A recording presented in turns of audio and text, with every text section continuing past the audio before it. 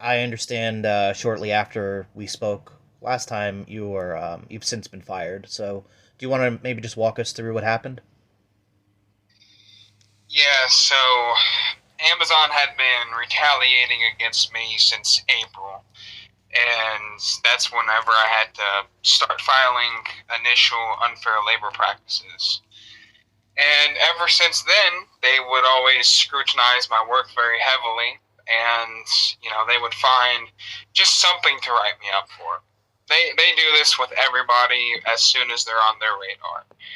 And what happened when I got fired was, they said I had gotten a write up in addition to the other write ups I had occurred, and so I was automatically terminated. They came and found me 10 minutes into my shift, and this fucking manager brought me, he walked up there just to tell me to follow him to HR. And like he didn't trust me to get there on my own or something. And yeah, then there was an operations manager and an HR person waiting in there to deliver that news to me. And of course, I asked them about keeping my health insurance, asked them about why I was fired. And, they claim it was productivity. Um, and they showed me the numbers. I, I'm, I was sure to tell them how it did not add up. It didn't add up at all. Employees, you don't even get to appeal a productivity write-up. You don't get to use any sort of excuses. They don't ask you why was your production low. They don't do any of that.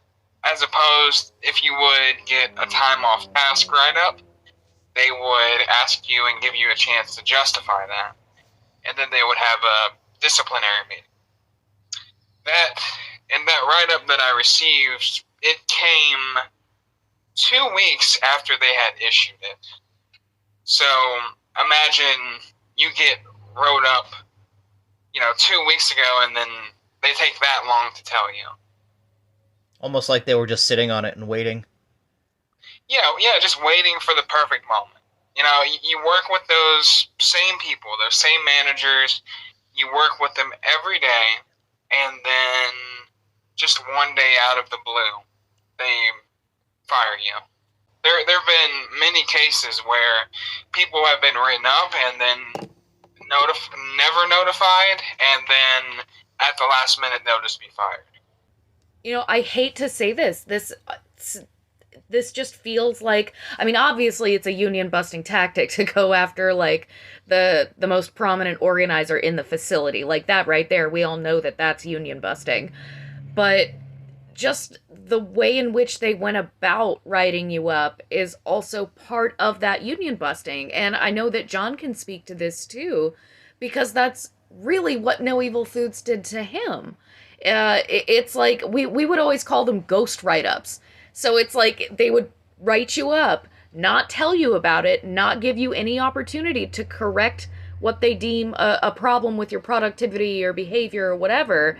And then all of a sudden, when you make one tiny paperwork error, it's like, oh, look, we have this stack of paperwork, saying what a bad employee you are. And Yeah, it all sounds very familiar. that's all. It's sad seeing it happen to somebody else too. It also goes to show you that big corporations, small companies, doesn't make a difference. They all do the same crap. Yeah, and it's not fair because this is my next question though. What was the date that you were actually fired? How long has it been since you've been fired? Well, of course, I should have been fired like 2 weeks previously than the date I was terminated. But the date I was terminated was the 19th of August. Okay, so the 19th of August, well, that's like a month ago. So how has this impacted you financially? Like, has it become a struggle yet, or since it's only been a month, like, are you not quite playing catch up yet? Like what's the status of your personal, situation, and how has this impacted you, if you're comfortable answering? I've already had to make a lot of cutbacks. Cutting back on like what I buy from the store. Trying not to go and get groceries as much as possible. Trying not to leave the house that much because then you gotta put gas in your car, and it's still relatively expensive. I had to opt into like some budget billing programs with my utilities. And yeah, I'm just like, withdrawing from my savings, and thankfully I have gotten enough donations, for the last month to be able to hold up pretty well. That's good. And so, have you been able to collect unemployment? And if not, what's the situation with that? No, I haven't been able to collect unemployment. So after Amazon fired me, it was on a weekend, so I had to wait until the following Monday to, file a claim for benefits. And soon after, I actually had gotten a letter saying I was eligible for benefits, which was a shock to me. I was thinking it would be rejected because Amazon typically, when they fire somebody, they'll even come for their unemployment benefits to stop them from getting that. So it was accepted, and then of course I file to request a payment, and I just don't get it for a while. I keep checking on it. I keep checking my bank account for it because I have direct deposit set up, and then one day I get on there and try to see like, hey, what's the deal? It says my unemployment is under fact-checking review. I don't know what that means. And then, it's been a month now. I've requested payments twice. Kentucky requires you to be searching for work when you're unemployed. You have to submit a job application within the time frame of one benefit request to another. So yeah, I was doing that, but for places around here that aren't even hiring, nobody around here is hiring. Yeah, you were saying that the last time we talked, isn't it really like borderline company town? Like most of the people who live in the immediate area work at that Amazon facility you were fired from?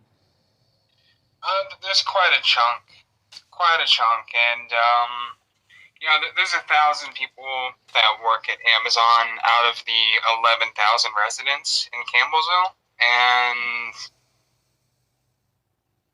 there's people from surrounding areas that also have to come there from all over central Kentucky. So people as far as an hour away. Some people drive from an hour and a half to get there. Hell, there's one manager that drives all the way from northern Louisville, which is, 2 hours. Let me ask you, so at the actual warehouse now, what's been going on? Like, do you have anybody that you're still talking to there? And like in terms of organizing efforts specifically, how has that been going, or is it just kind of at a dead end right now? I still talk to everybody on the inside. That group of people, they're pretty good people. And it's just like the fact that they're all shook up and laying low about this and whisper campaigns about me and, frankly, about anybody who's trying to organize, just continue to circulate. It's not a good situation. And, there's all kinds of things that just keep hurting the momentum. It's a very back and forth kind of struggle there.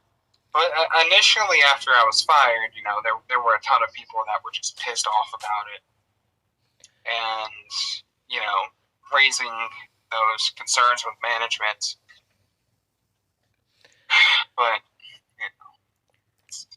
it's like the anti-union crowd is just kind of subjugating them in a way. Nobody wants to be ostracized. Yeah. That happened to me, but I was able to take it. The critical decision to publicize our campaign, it was so everybody else could lay low. I decided to take the heat.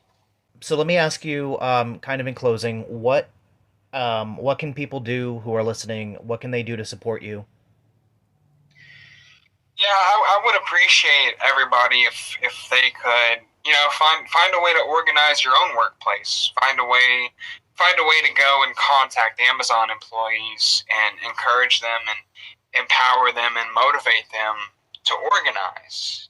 That's the best thing here, because if we organize this company, then we're going to have a way for every union organizer to get their job back once they're fired.